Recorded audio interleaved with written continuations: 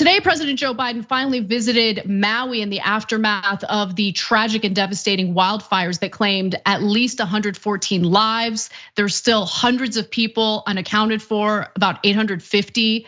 But not every resident of Lahaina is thrilled to see the president. One of them you're about to hear from. This is a gentleman who lost his home to the wildfire, and he spoke to News Nation about Biden's visit. Let's watch. We're not very political people, we really don't go one way or the other. But Biden has really failed us. He, when something like this, one of the worst disasters in US history happens, he hasn't been out here, and it's been 2 weeks on Tuesday. What kind of president does that? And then the FEMA, they're giving some people, $700.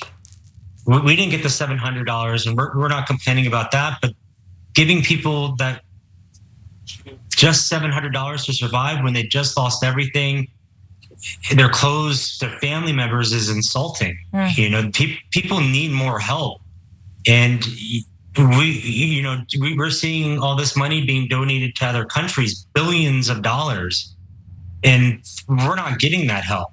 So obviously, he's making a reference to Ukraine there. Also, even without Ukraine, we do give a lot of money in foreign aid every year. But I do want to just provide some federal government numbers for you, just to see how much the federal government has allocated so far when it comes to the fires in Maui. As of Saturday, more than 1,000 federal workers were on the ground in Maui, according to the White House, including more than 450 search and rescue personnel. FEMA has provided more than 50,000 meals, 75,000 liters of water, 5,000 cots, and 10,000 blankets, as well as $7 million in short-term aid to nearly 2,200 households, a down payment on what will be a far more extensive investment. But there are some residents in Maui who are, in fact, happy to see that Biden is visiting. Some residents aren't taking issue with the amount of aid, but rather the timing. For instance, one resident in Maui said, "Biden's going to get an earful. We expected our government to send in help. Why has it been so slow?" And then Simone Momoa, was happy to see that Biden was visiting. Most people don't want Biden to come, but it's a good thing. It's still early. I know help will come. So this is a really difficult situation, Cenk, because look, there could be certain obstacles in getting the aid to the appropriate people.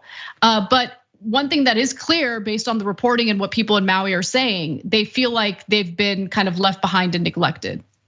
Yeah, so look, on response, it's usually not a big problem for establishment Democrats because there's no corporate interest against responding here. And so usually establishment Democrats like Biden are pretty competent in things like this. So I don't see a reason why he would be slow or his government would, and they generally like bureaucracies, et cetera. So